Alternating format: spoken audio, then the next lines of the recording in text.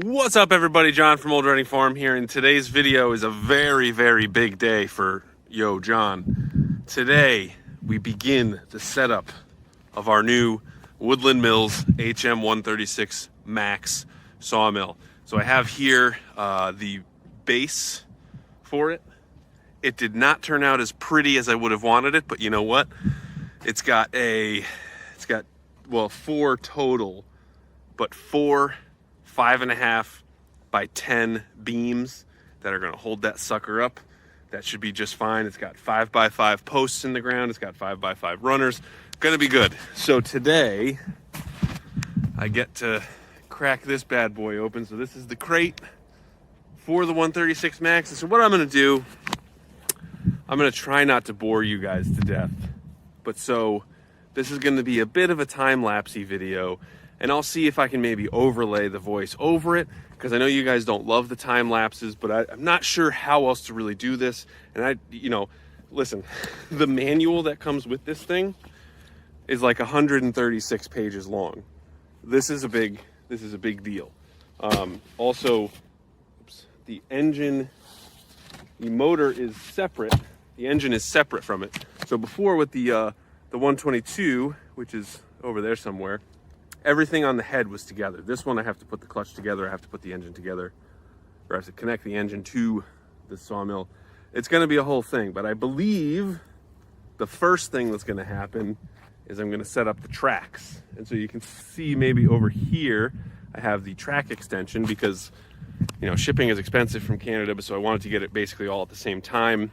Not that I'm going to be cutting a ton of 16-foot logs, but I wanted to have the option, and it's basically like you can either cut 10.5 feet logs, or you can cut up to 16. So it's like if I have a 12-foot log, 13-foot log, I don't lose that extra space. So this way, we got everything. And so this is not put together. This is not screwed and glued and bolted together yet, because I wanted to do a dry fit. It's all heavy enough that it should stay there. So I believe the first thing I'm going to do is set up the tracks, but really, I have no idea. So now you're just going to watch me sort of take apart this crate, and hopefully it all goes according to plan, right? Let's get started. Whew. All right, so got the whole thing unloaded. Actually, not as crazy as I thought it was going to be, but I think I'm seeing some snowflakes now, which is a bit worrisome, but no problem. So I mainly just don't want to get my manual all wet, because all this stuff is going to live outside anyway. So, all right. So basically, that's the sawmill head right there. It's big. And we got, so the engine's right there. They included some lifting straps to lift it out of the crate, but I am just so super strong that I was able to get it myself.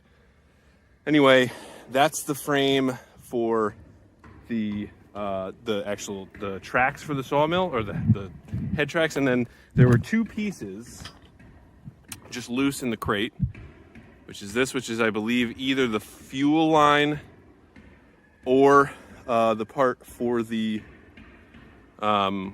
lubrication tank, which actually I believe this is the lubrication tank nipple, and there's a little bolt here. Don't know where that came from, but they were both at the bottom. So I'm just keeping things on this tarp so it's all together. And I mean, it looks a mess over here, but hopefully it should be going. So in those two boxes should be the tracks. So that's going to be the next thing that I am going to set up, which is going to be a pain in the butt, because in order to set up the feet, there's going to be a lot of feet, probably like 20, maybe more. And they all have 3 bolts on them. And that's what holds up the track.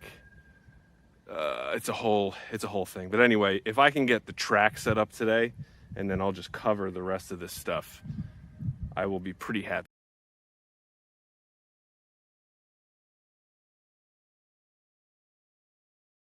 So I've spent way more time than I ever imagined getting this right. I've run into every single issue you could possibly have. Oh, see, the problem is it needs to be good, because this is the base for the sawmill. But so everything's super heavy, and again, it's cold, So my ratchet was like freezing to some of the bolts that were like inside of these. For example, I don't know if you can see the one that's like back here. I had to use this to get inside there and ratchet it tight, and this little top part would get stuck and I couldn't get it off multiple times. And it's like, you know, so this has to be straight and square, and it's 6 different pieces of rail. So that's the one thing with getting a Woodland Mills mill. It is a very cost-effective mill, and it's one of the most cost-effective mills on the market. So they put a lot into modular pieces that you then have to do some assembly required, and it's a lot of assembly. So I got the rails done, which is like a big thing. So now the next thing is going to be the feet. Also, just so you know, so there's 4 bolts on each of the mid and end bunks, and there's 16 bolts on these ones. So there's a big, like, 1/2-inch metal plate on the back here to join these 2 pieces together. So let's see, so that's 16, 32, 36, 40, 44, 46, 50. So 50 nuts and bolts that I have to put together. And it's just, you know, you have to tighten them. It's all good though, it's all good. So I don't know what time it is. Probably like 3:30 maybe. So I'm gonna keep going. Now that I have the track done, I gotta put the little feet on it. That's another real fun task. So check back in. How about that wind? All right, so it's now snowing again. Ah! It's so cold, and like all this metal and my gloves are falling apart. You know, I got these gloves from Tractor Supply, and then I asked for them for Christmas, and now they're just falling apart. But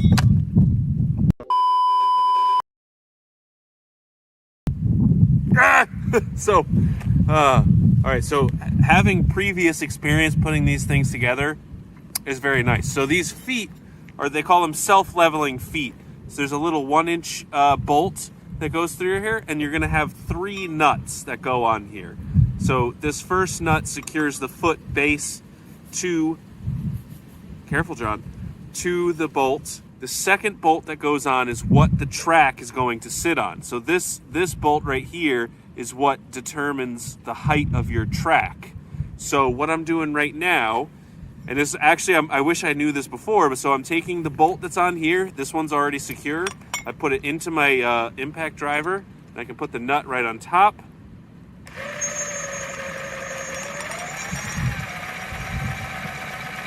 Sometimes I can just do it with my finger, other times I need to use the wrench. But so what I'm doing is I get it to about there, and then I know my track is pretty level.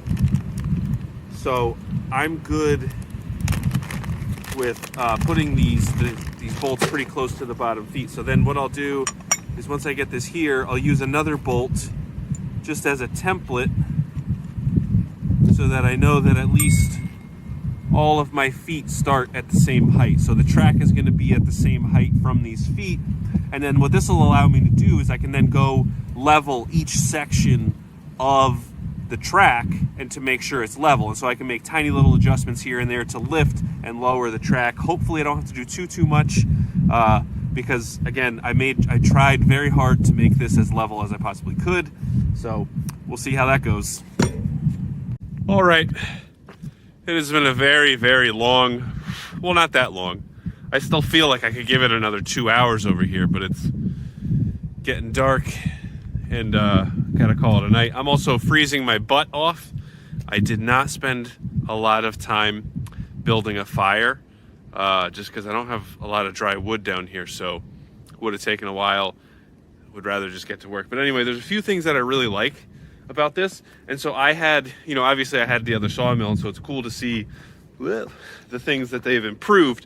One thing is this anti-tip rail, which I don't know if it's standard, but so the sawmill runs on this right here. There's the wheels that run on that. So there's also going to be a little clip that hangs on this so that the sawmill head doesn't fall off. The other thing that I really like, also I noticed they installed this log stop holder backwards. This little thing is supposed to be on this side, just like you see on the other ones, but anyway, that's no big deal. So they have here a little tab that will hold that last little bit of wood. So when you end up with the last slab, if it's like a 1-inch slab, there's your log stop. And all of the log stops can, they slide in and they fit right there, which is, I don't know if that's really, if you guys understand how big of a deal that is. But this way you have an easy way to store all of your log stops because they sit below this thing. So that's really nice. I'm also very happy with how I installed it, because one of the issues is the legs are very close to where the log stops slide down. You see how far that thing slides down there? So I'm actually glad at how high this thing is. You know, I was saying before that I was scared that it was up too high, but this way they can slide all the way down there. And anyway, easy storage, they're always going to be there, and that way I don't have to worry about storing them somewhere else and forgetting them. But anyway, super thrilled with how this is so far. It is now way too cold outside, and like I said, it's getting dark, so I'm going to do some cleaning up over here. Really, I think the next step, I just got to put in the log clamps, which are all sitting here. I got to spin that little thing around, and then it's on to the sawmill head and the engine. I'm really close, but there's going to have to be a part 2 to this video. Thank you guys so much for watching, and I'll see you next time.